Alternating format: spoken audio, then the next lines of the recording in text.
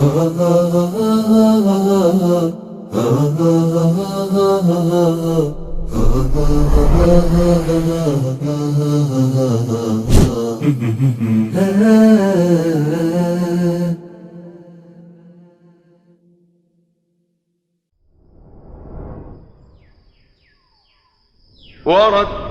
القرآن ترتيلا. بسم الله الرحمن الرحيم، والصلاة والسلام على أشرف الأنبياء والمرسلين نبينا محمد عليه أفضل الصلاة وأتم التسليم. رب اشرح لي صدري ويسر لي أمري واحلل عقدة من لساني يفقه قولي. اللهم اجعلنا من الذين هدوا إلى الطيب من القول وهدوا إلى صراط الحميد. اللهم علمنا ما ينفعنا وانفعنا بما علمتنا وزدنا علما إنك أنت العليم الحكيم. ربنا افتح بيننا وبين قومنا بالحق وأنت خير الفاتحين. أما بعد، فمرحبا بكم في برنامجكم ورتل القرآن ترتيلا. نذكركم بحديث النبي صلى الله عليه وسلم. قال رسول الله صلى الله عليه وسلم من حديث عثمان بن عفان رضي الله تعالى عنه قال رسول الله صلى الله عليه وسلم: خيركم من تعلم القرآن وعلمه. وقال رسول الله صلى الله عليه وسلم أيضا: لا أقول ألف لام ميم حرف، ولكن أقول ألف حرف ولام حرف وميم حرف، والحرف ب10 حسنات، والله يضاعف لمن يشاء. كما نذكركم أعزائي المشاهدين بأننا نستقبل تلاواتكم على الأرقام التي تظهر على الشاشة طيلة مدة البرنامج، أو على حسابات شبكة سلام الفضائية في التواصل والمنصات الاجتماعية. فمرحبا بكم مرة أخرى. كنا قد تكلمنا ووقف بنا الحديث والمقام في تفسير جزء عامة، وكنا قد وقفنا في تفسير سورة القارعة، وها نحن اليوم سنقف بإذن الله عز وجل على تفسير سورة التكاثر. والتكاثر سورة مكية ابتدأها ربنا سبحانه وتعالى فقال بعد بسم الله الرحمن الرحيم: ألهاكم التكاثر حتى زرتم المقابر، كلا سوف تعلمون ثم كلا سوف تعلمون، كلا لو تعلمون علم اليقين لترون الجحيم ثم لترونها عين اليقين ثم لتسألن يومئذ عن النعيم. قال ربنا سبحانه وتعالى ابتدأها وافتتح هذه السورة المكية الكريمة بقوله: ألهاكم التكاثر. والإلهاء من اللهو والغفلة. قال ربنا: ألهاكم التكاثر. والتكاثر المقصود به التكاثر في حياة الدنيا والتفاخر، ولا يأتي التكاثر والتفاخر إلا في المال وفي الولد وفي المتاع وفي الزوجة كل هذا يعده أهل العلم من التكاثر. والتكاثر ينسي الإنسان عن يوم الميعاد، والمقصود بذلك عن يوم الآخرة. والتكاثر هو كثرة الانغماس في ملذات الدنيا، وربنا سبحانه وتعالى حذر من هذه الدنيا أيما تحذير في كتابه سبحانه وتعالى، فقال: إنما مثل الحياة الدنيا كماء أنزلناه من السماء فاختلط به نبات الأرض فأصبح هشيما تذروه الرياح.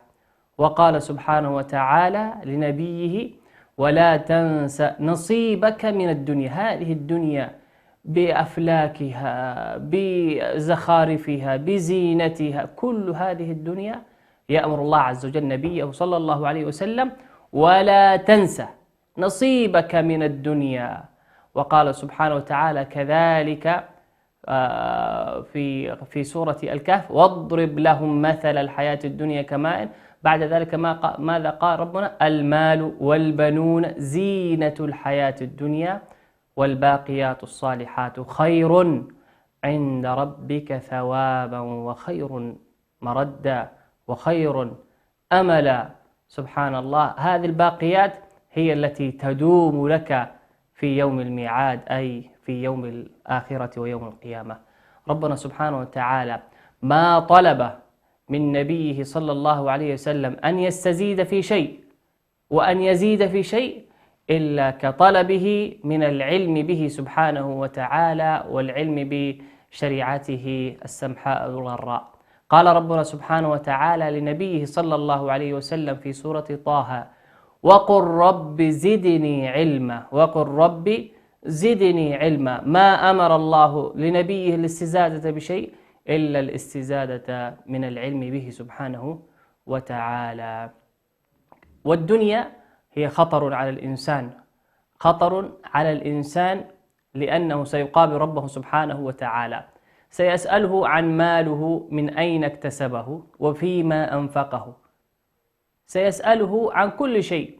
والنبي صلى الله عليه وسلم كما ورد في الأثر الصحيح أن الإنسان إذا مات يتبعه ثلاث: يتبعه ماله، ويتبعه عمله، ويتبعه أهله. قال: فيرجع اثنان ويبقى واحد. قال: يرجع المال ويرجع الأهل ويبقى العمل، أي لا يبقى معك في قبرك، لا يبقى معك في قبرك ومقابلتك لربك سبحانه وتعالى إلا العمل. إن كان صالحا كان رضا الله عز وجل ورضوانه في قبرك، والعمل الصالح كان أنيسك وجليسك وحسيسك. وإن كان غير ذلك فلا تلومن إلا نفسك، وكان العمل السيء والغير صالح أنيسك وجليسك في وحشتك في القبر، والقبر أول منازل الآخرة. والدنيا أعزائي المشاهدين ربنا عز وجل قال فيها: فامشوا في مناكبها، أي في الأرض، والأرض من الدنيا. قال: فامشوا في مناكبها. ربنا سبحانه وتعالى حينما يأمرنا أن نأخذ من هذه الدنيا نأخذ منها القليل. لماذا؟ لأن ما عند الله هو الباق، وإن يوما يعني أي في الآخرة عند ربك كألف سنة مما تعدون. وما هذه الحياة الدنيا كما قال نبينا صلى الله عليه وسلم إلا كراكب استظل تحت شجرة فقام وتركها، أو فقام ورحل. هذه الدنيا ظل زائل، كأنها نصف يوم من أيام الله سبحانه وتعالى. وأعمال ابن آدم وأعمار بني آدم كما قال نبينا صلى الله عليه وسلم ورد عنه صلى الله عليه وسلم: أعمار أمتي ما بين 70 وبين 60 و70، أو كما قال صلى الله عليه وسلم. كم يعمر الإنسان في هذه الدنيا؟ كم يعمر؟ نوح عليه السلام عمر 1000 سنة إلا 50 عاما. هل سمعتم بأن إنسانا عمر غير نوح 1000 سنة أو 500 سنة؟ أعمار هذه الأمة كما قال نبينا صلى الله عليه وسلم بين 60 و70. وهذه 60 و70 كم هي وكم نسبتها إلى أيام الله سبحانه وتعالى في الآخرة؟ وإن يوما عند ربك، يوم من أيام الله عز وجل عند ربك كألف سنة، أي كألف سنة مما هو في حساب أهل الدنيا، في حساب الدنيا كألف سنة مما تعدون. قال ربنا سبحانه وتعالى: ألهاكم التكاثر. وربنا سبحانه وتعالى بين حقيقة هذه الدنيا وبأنها لا تساوي عنده جناح بعوضة. جناح البعوض لا تساوي عند الله عز وجل جناح بعوضة، ولا تساوي كذلك شربة ماء. هذه الدنيا الكبيرة الواسعة الشاسعة بكل ما فيها من كنوزها وخيرها وشرها لا تساوي عند الله جناح بعوضة. ماذا يساوي عند الله؟ العمل الصالح، يساوي العمل الصالح.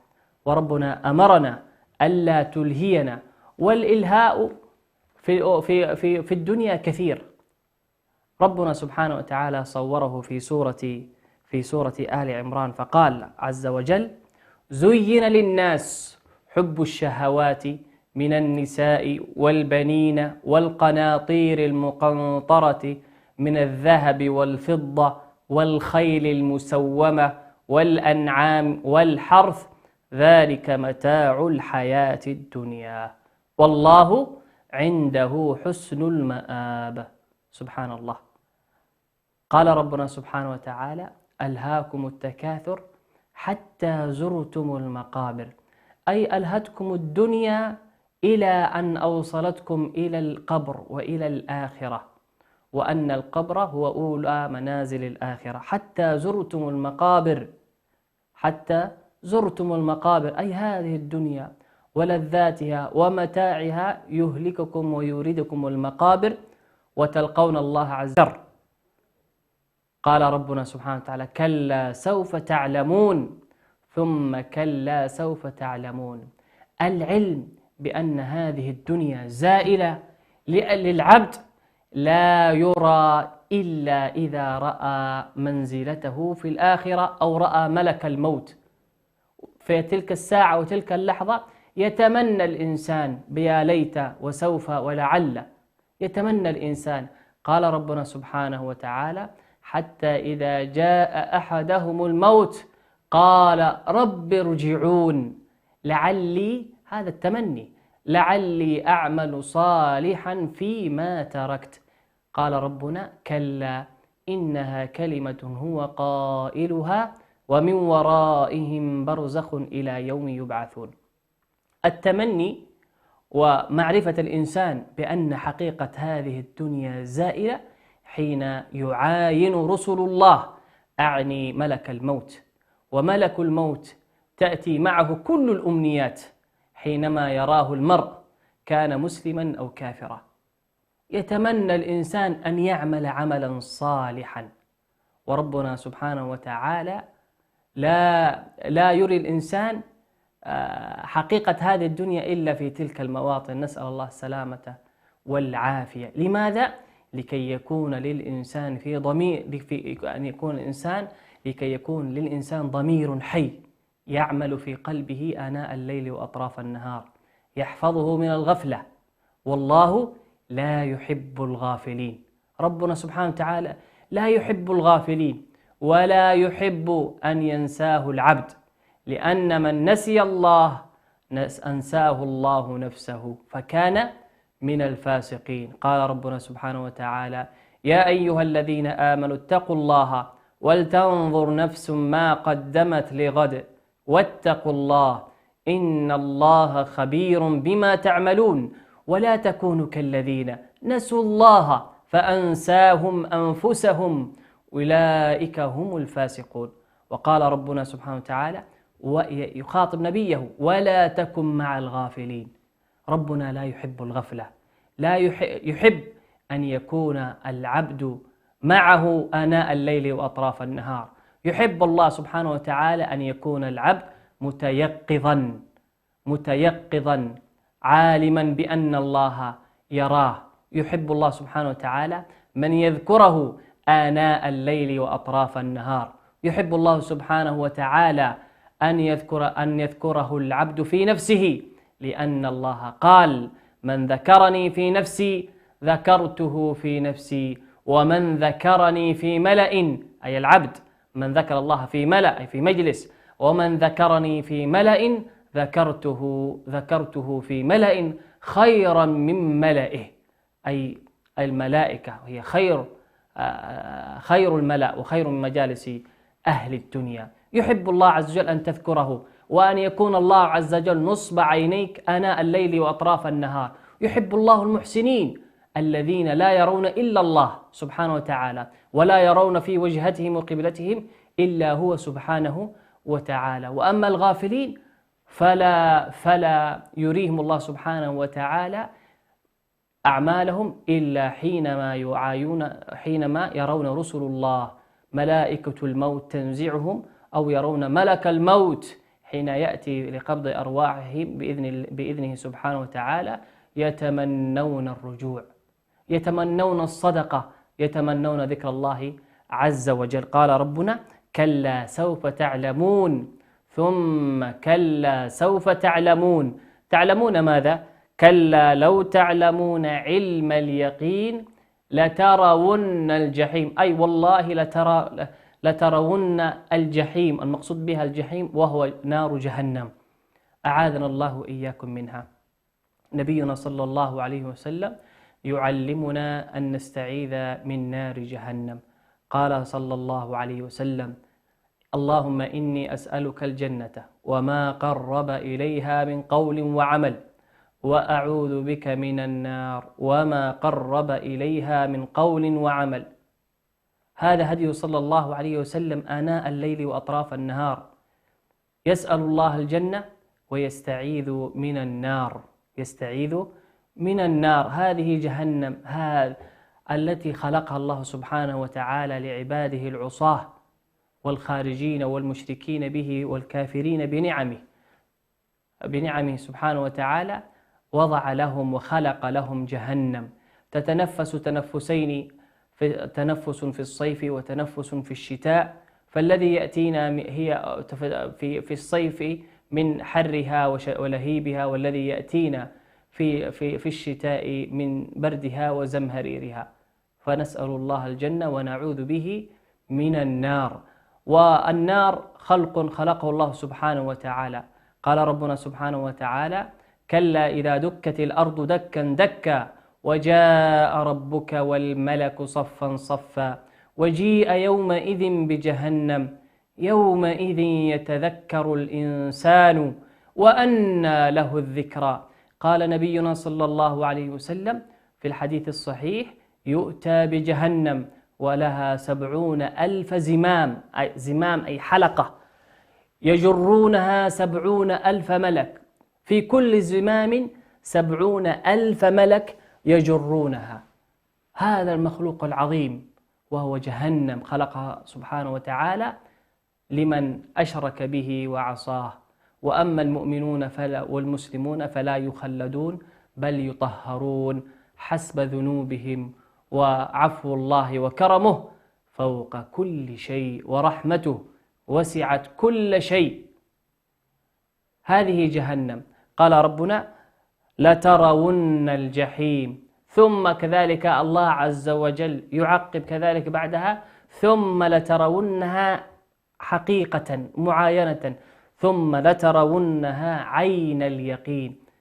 عين اليقين، حق اليقين وعلم اليقين بأن سنرى جهنم أمامنا نصب أعيننا، وينصب في وسطها الصراط المستقيم، وهذا الصراط يمرون عليه كل الخلائق، كل الخلائق، فمنهم من يجتازه بسرعة البرق، ومنهم من يحبو، ومنهم من يركض، ومنهم من يمشي، ومنهم من لا يستطيع، تتخطفه كلاليب جهنم، نسأل الله السلامة والعافية، وترميه وترديه في نار جهنم.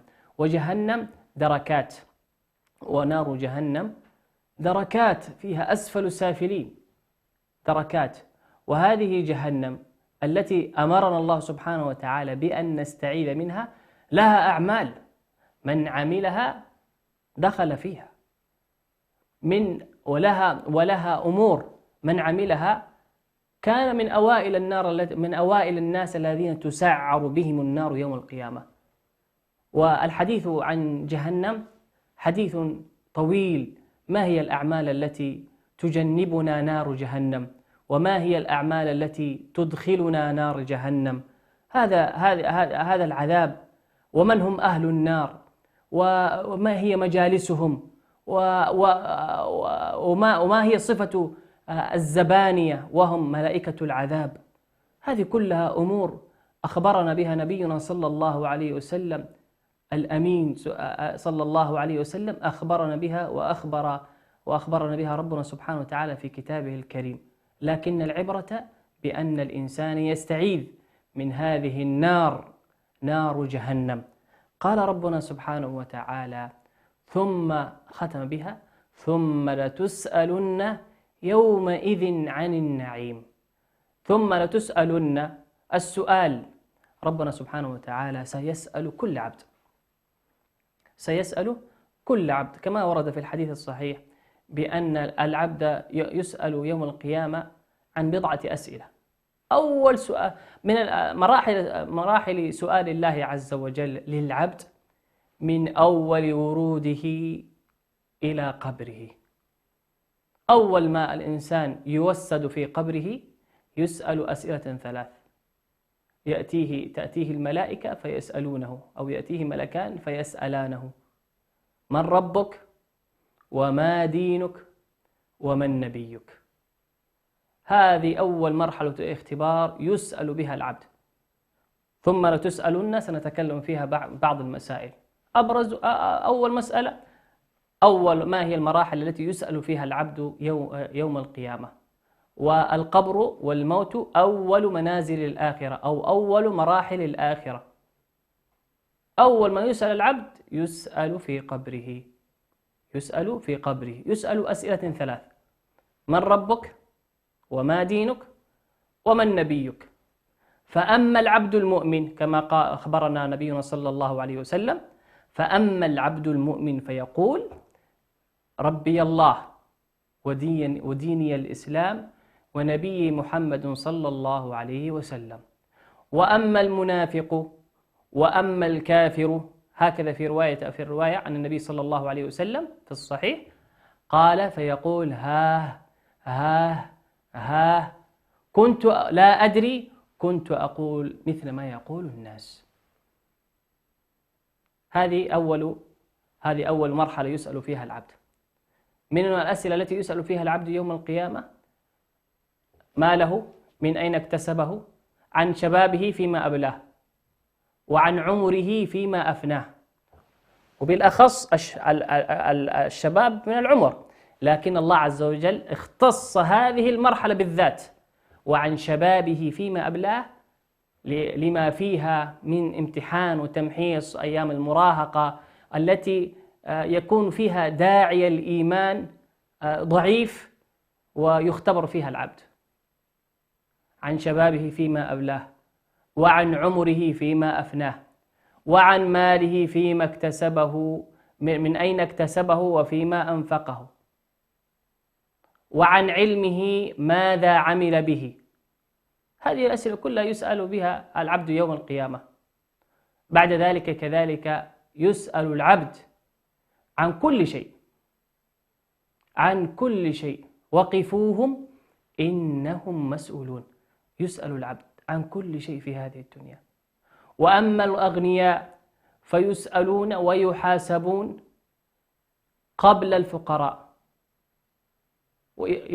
والفقراء يدخلون الجنة كما في الصحيح، يدخلون الجنة قبل الأغنياء. لماذا؟ لأن الأغنياء يسألهم ربهم سبحانه وتعالى عن الأموال التي اكتسبوها وفيما أنفقوها. ثم لتسألن يومئذ، والسؤال عند الله سبحانه وتعالى يعقبه الحساب، وسؤال الله سبحانه وتعالى يعقبه حساب. ومن نوقش الحساب هلك، كما ورد في الحديث عن النبي صلى الله عليه وسلم أن الله عز وجل يدني عبده المؤمن تحت كنفه، يدني عبده المؤمن، ويسأله ربنا سبحانه وتعالى وهو أعلم به: أتذكر عبدي يوم كذا وكذا؟ فيقر العبد يقول: بلى يا رب. أتذكر يوم كذا وكذا؟ فيقول العبد: بلى يا رب. قال: أتذكر يا عبدي يوم كذا وكذا؟ فيقره الله عز وجل ويسأله عن كل لحظات وتفاصيل حياته، وكل ذلك يجيب العبد: بلى يا رب، بلى يا رب، بلى يا رب. فيقول: إني قد أحصيتها، أو في الحديث: وها أنا أغفرها لك. سبحان الله، هو الكريم سبحانه وتعالى العدل. يدخر الله عز وجل رحمته التي وسعت كل شيء، يدخر 99 رحمة يدخرها في الآخرة، ورحمة ينشرها الله سبحانه وتعالى في هذه الدنيا. قال ربنا ثم لتسألن يومئذ عن النعيم. النعيم كل نعيم وكل لذة وكل ما نملكه في هذه الدنيا وكل لحظات الحياة التي عشناها بحلوها ومرها بسعادتها وبؤسها يسألنا الله عز وجل عنها في ذلك اليوم. وحري من يعلم بأن الله سيسأله، حري بأن يراقبه ويحسن إلى ربه، وذلك بإحسان ظنه فيه. اللهم إنا نسألك الجنة وما قرب إليها من قول وعمل، ونعوذ بك من النار وما قرب إليها من قول وعمل. أعزائي المشاهدين، فاصل ثم نواصل. ورتل القرآن ترتيلا.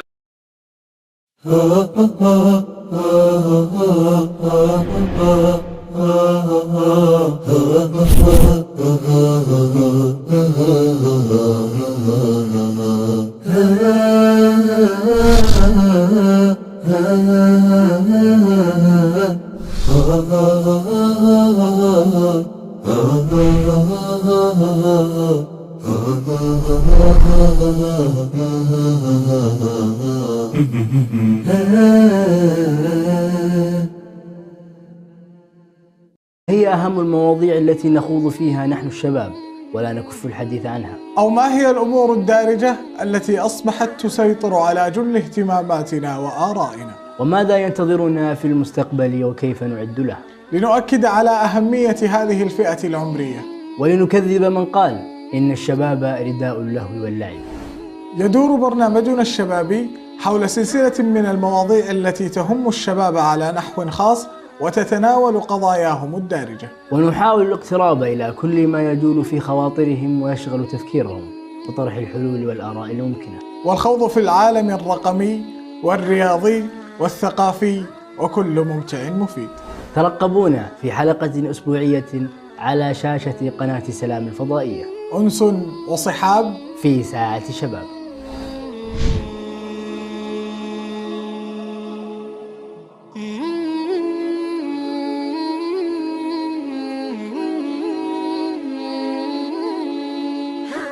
الأسرة تلعب دور كبير جدا في حفاظ وتوريث الهوية الإسلامية والوطنية بالتحديد أيضا لأبنائها. الهوية الإسلامية موجودة، ولكن للأسف الهوية الإريترية أو الهوية الوطنية ممسة. إنما أصبح الطلاق الآن تحت مظلة الزواج، أصبح هناك طلاق داخل بيت الزوجية.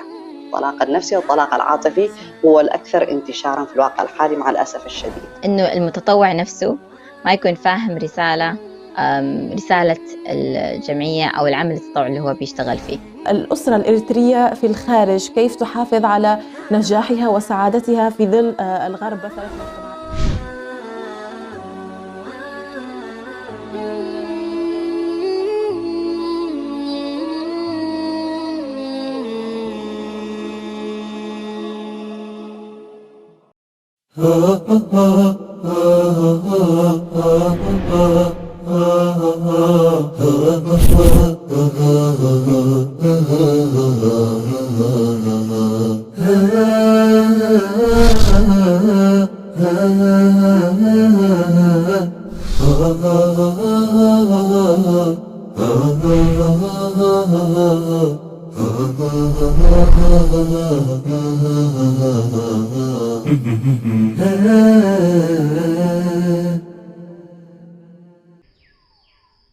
ورتل القرآن ترتيلا. بسم الله الرحمن الرحيم، والصلاة والسلام على أشرف الأنبياء والمرسلين نبينا محمد عليه أفضل الصلاة وأتم التسليم. كنا قد توقفنا في الحلقات السابقة في أحكام التجويد، وكنا قد تكلمنا عن أحكام همزة القطع وهمزة الوصل. وها نحن اليوم في هذه الحلقة المباركة سنبدأ بإذن الله عز وجل من هذه الحلقة وتباعا للحلقات القادمة بإذنه سبحانه وتعالى عن أحكام الوقف والابتداء، أحكام الوقف والابتداء في القرآن الكريم. وسنتناول في هذه الحلقة عن أحكام الوقف.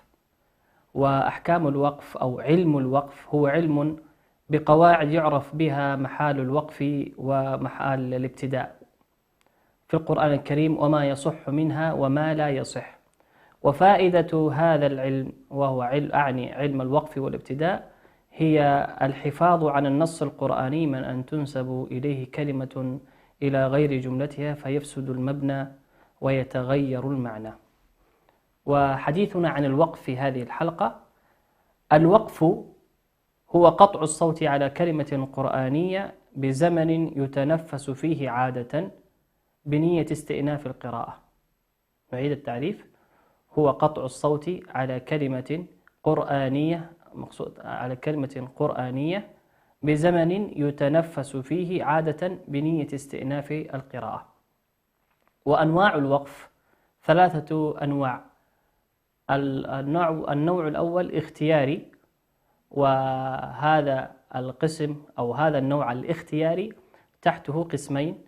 القسم الأول ما هو جائز وغير جائز، فالجائز كذلك تحته 3 أنواع: جائز تام، وأي وقف تام، ووقف كاف، ووقف حسن. والقسم الآخر وهو الغير جائز تحت قسم الوقف الاختياري، وهو الوقف القبيح. فقلنا 3 أقسام للوقف: الوقف الاختياري، والوقف الاضطراري، والوقف الاختباري. وقف اختياري واضطراري واختباري. والوقف الاختياري اللي هو الصنف الأول تحته صنفين: صنف جائز وصنف غير جائز. فالغير جائز تحته قسم وهو الوقف القبيح. وأما الصنف الجائز فتحته 3 أقسام، والتي سندرسها في هذه الحلقة بإذن عز وجل، وهو وقف تام، ووقف كاف، ووقف حسن. فلنأخذ ما المقصود بالوقف الكاف ووقف تام ووقف حسن. الوقف التام: الوقف التام هو الوقف على كلمة قرآنية ليس بينها وبين ما بعدها تعلق لفظي أي إعرابي ولا معنوي، يوقف عليه ويبتدأ بما بعده، مثل قوله سبحانه وتعالى: أولئك على هدى من ربهم وأولئك هم المفلحون. وقفنا على كلمة المفلحون. قلنا نحن الوقف هو الوقوف على كلمة قرآنية. وقفنا على كلمة المفلحون، فهذا وقف تام. لماذا؟ لأن ليس بين كلمة المفلحون وبين الآية التي بعدها أي ارتباط وتعلق لفظي ومعنوي، لا يوجد فيها ارتباط، ولكن وقفنا على رأس الآية وهي المفلحون، هذه آية. طيب الآية التي بعدها: إن الذين كفروا سواء عليهم، نحن وقفنا على كلمة المفلحون، هذا وقف تام. لماذا؟ لأن وقفنا على رأس الآية أو نهاية الآية، وهذه نهاية الآية ليس فيها تعلق بالآية التي بعدها، لا من ناحية اللفظ المعنوي ولا من ناحية اللفظ الإعرابي. طيب النوع الثاني وهو الوقف الكافي. الوقف الكافي ومعناه هو الوقف على كلمة قرآنية بينها وبين ما بعدها من الآية تعلق معنوي لا لفظي إعرابي، يوقف عليه ويبتدأ بما بعده. مثاله قول سبحانه وتعالى: سواء عليهم أأنذرتهم أم لم تنذرهم لا يؤمنون. وقفنا نحن الآن على كلمة لا يؤمنون. طيب ما هي الآية التي بعدها؟ ختم الله على قلوبهم وعلى سمعهم. طيب نشرح بشرح أكثر الآن قلنا الوقف الكافي هو الوقف على كلمة قرآنية بينها وبين ما بعدها تعلق معنوي لا لفظي إعرابي يوقف عليه. الآن نحن وقفنا على كلمة سواء عليهم أنذرتهم لم تنذرهم لا يؤمنون، وقفنا هنا. ختم الله على قلوبهم وعلى سمعهم.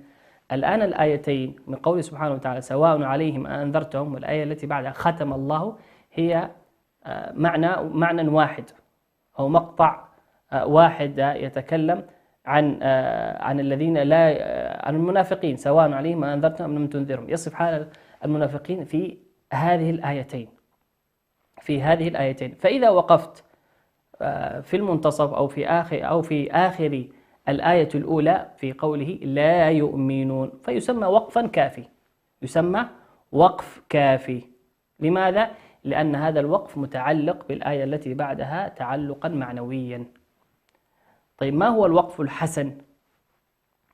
النوع الثالث وهو الوقف الحسن، وهو الوقوف على كلمة قرآنية بينها وبين ما بعدها تعلق لفظي ومعنوي، إلا أن الوقف عليها يعطي معنى تاما يوقف عليه ولا يبتدأ بما بعده إلا أن يكون رأس آية. مثلا واحد وقف في بسم الله، وقف على كلمة الله سبحانه وتعالى لفظ الجلالة عز وجل الله، بسم الله، ثم وقف. هل نقول عنه هذا وقف قبيح أو مكروه أو غير جائز؟ لا، هذا وقف حسن. بسم الله أي أبدأ بسم الله. هل أعطى معنى؟ إذا لم يعطي معنى تاما وصحيحا هذا وقف قبيح وغير جائز، لكن إذا أعطى معنى تاما فهو وقف حسن. مثله بسم الله في قوله بسم الله الرحمن الرحيم، إذا وقفت ما في لا حرج ولا إشكال، وهو من الوقف الحسن. وقوله سبحانه وتعالى الحمد لله رب العالمين، مثلا أنت قطع النفس فيك فقلت الحمد لله، وقفت، فالحمد لله أي كل حمد لله سبحانه وتعالى، أعطت معنى تاما. وقوله سبحانه وتعالى كذلك يبين الله لكم الآيات لعلكم تتفكرون، وقفت في كلمة تتفكرون، فهذا وقف حسن. هذه الأنواع الثلاثة نعيدها: وقف تام، ووقف كافي، ووقف حسن. هذه أنواع الوقف الجائز الاختياري. طيب النوع الثاني وهو الوقف الغير جائز، وتحته وقف وهو الوقف القبيح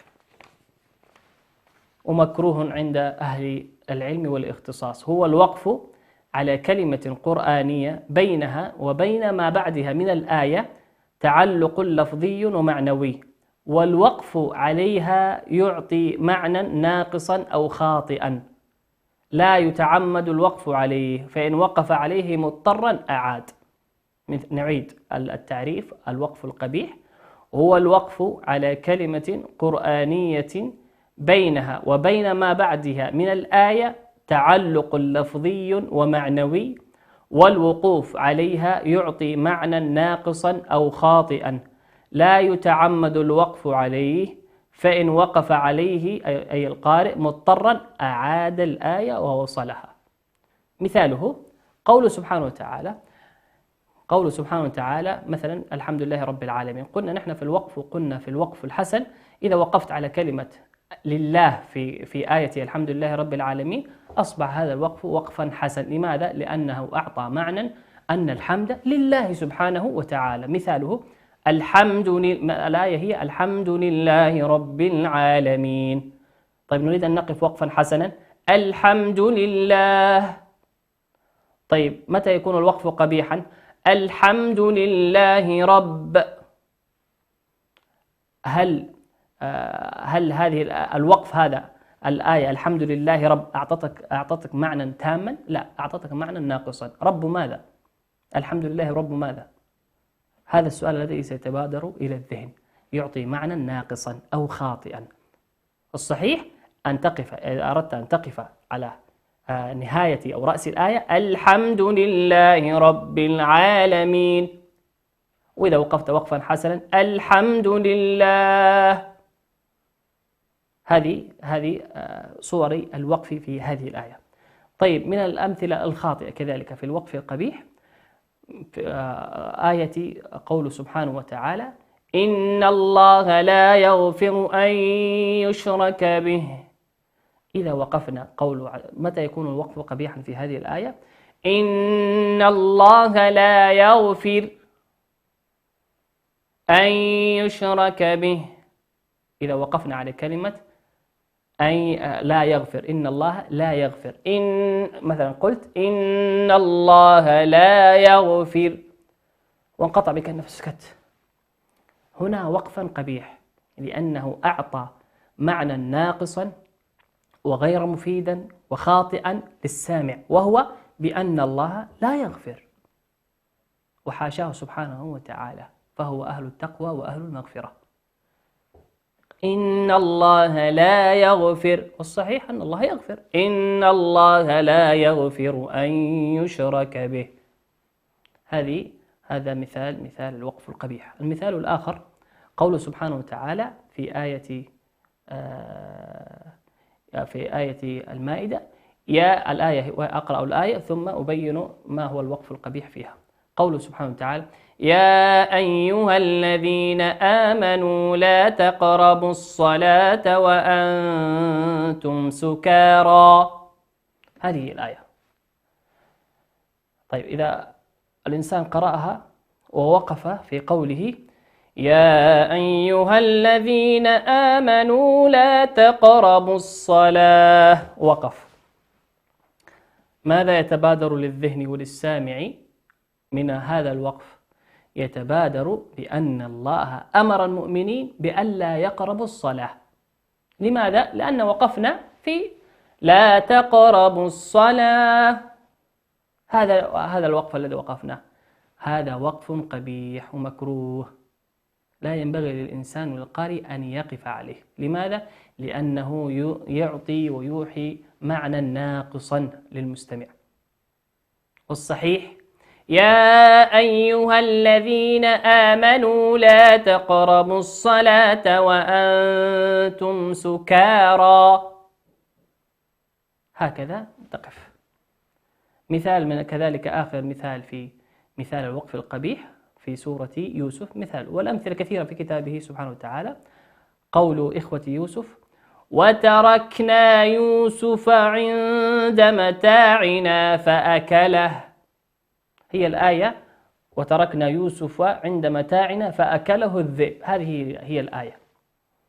لو أن الإنسان وقف فأكله، طب من أكله؟ يعطي للمستمع الذي يسمع قراءتك، يعطيك معنى ناقصا وغير تام. والصحيح أن تقف على الذئب على رأس الآية. نعيد وتركنا يوسف عند متاعنا فأكله الذئب، هذا معنى تاما. طب معنى قبيحا، وقف قبيح، وتركنا يوسف عند متاعنا فأكله، هذا وقف قبيح. طيب الإنسان إذا وقف مثلا كان إماما أو كان يقرأ القرآن لوحده ووقف وقفا قبيحا، في هذه الحالة ماذا ينبغي عليه أن يفعله؟ ينبغي عليه أن يفعله أن يعيد ويكمل ولا يقف. مثاله أنا كنت أصلي بالناس وقلت وتركنا يوسف عند متاعنا فأكله، وتعب وانقطع النفس، لا أكمل أصل فأكله الذئب، لا، قم وارجع بالآية من أولها، أصل ثم ذلك وقف وقفا صحيحا. هذا ما كان من أنواع الوقف الاختياري بنوعيه الجائز والغير جائز والجائز بثلاثة أنواعه الفرعية: الوقف التام والوقف الكافي والوقف الحسن. وقلنا على الوقف الغير جائز وهو الوقف القبيح، وسنأخذ أمثلة في وردنا وقراءتنا لسورة التغابن. أعوذ بالله من الشيطان الرجيم. بسم الله الرحمن الرحيم. يسبح لله ما في السماوات وما في الأرض، له الملك وله الحمد وهو على كل شيء قدير. هو الذي خلقكم فمنكم كافر ومنكم مؤمن، والله بما تعملون بصير. خلق السماوات والأرض بالحق وصوركم فأحسن صوركم وإليه المصير. يعلم ما في السماوات والأرض ويعلم ما تسرون وما تعلنون، والله عليم بذات الصدور. ألم يأتكم نبأ الذين كفروا من قبل فذاقوا وبال أمرهم ولهم عذاب أليم. ذلك بأنه كانت تأتيهم رسلهم بالبينات فقالوا أبشر يهدوننا فكفروا وتولوا واستغنى الله والله غني حميد. زعم الذين كفروا أن لن يبعثوا قل بلى وربي لتبعثن ثم لتنبؤن بما عملتم وذلك على الله يسير. فآمنوا بالله ورسوله والنور الذي أنزلنا والله بما تعملون خبير. يوم يجمعكم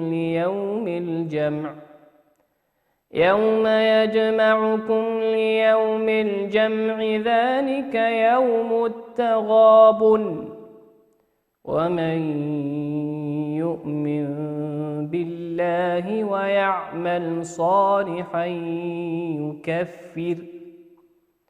يكفر عنه سيئاته ويدخله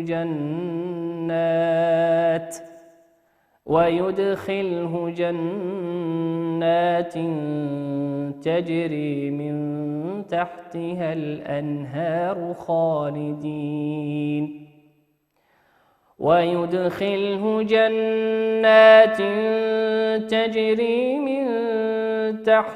الأنهار خالدين فيها أبدا. ذلك الفوز العظيم.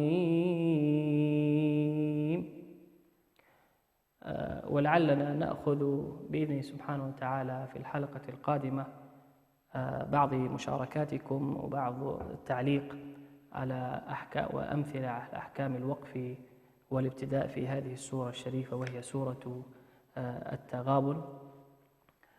أسأل الله عز وجل أن ينفعنا بما علمنا وأن يعلمنا ما ينفعنا وأن يكون القرآن الكريم حجة لنا لا حجة علينا، وأن يجعلنا من أهل القرآن الذين هم أهل الله وخاصته. ونذكركم بحديث النبي صلى الله عليه وسلم: خيركم من تعلم القرآن وعلمه. أعزائي المشاهدين، إلى حلقة قادمة أدعكم في حفظ الله ورعايته، والسلام عليكم ورحمة الله وبركاته. ورتل القرآن ترتيلا.